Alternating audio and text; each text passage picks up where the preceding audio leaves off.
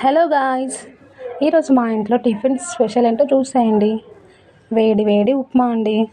నాకు తెలిసి చాలామందికి ఉప్మా అంటే ఇష్టం ఉండదు, కానీ ఎక్కడో కొంతమంది అలాగ ఇష్టపడే వాళ్ళు కూడా ఉంటారు.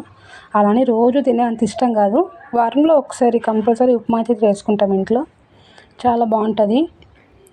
ఈ ఉప్మాలోకి పల్లి కాంబినేషన్తో ట్రై చేయండి, కంపల్సరీ మీకు నచ్చుతుంది. ఉత్త ఉప్మా అంటే నిజంగానే ఎవరికి దిగదు. సో పల్లి చట్నీ కాంబినేషన్తో అయినా, లేదంటే మామిడికాయ పచ్చడితో అయినా తింటే చాలా బాగుంటుంది. మా రాయలసీమ సైడ్ అయితే కంపల్సరీ ఉప్మాలకి పల్లి చట్నీ అయితే చేసుకుంటారు. చాలా చాలా బాగుంటుంది. ఇంకా ఈరోజు అయితే నేను నైట్ మిగిలిపోయిన పప్పుతోనే అడ్జస్ట్ అవుతున్నాను అనమాట.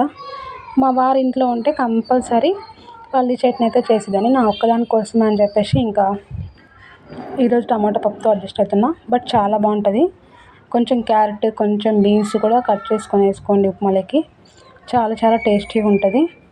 నచ్చుకోకుండే వాళ్ళు కూడా ఖచ్చితంగా ఇష్టంగా తింటారు. అలాగే ఈ ఉప్మా వల్ల ఒక బెనిఫిట్ కూడా ఉంటుంది. వెయిట్ లాస్ అవ్వాలనుకునే వాళ్ళకి చాలా బాగా పనిచేస్తుంది ఉప్మా. అలానే రోజు తినకండి, 2 టైమ్స్ తినండి వారంలో. So thank you guys.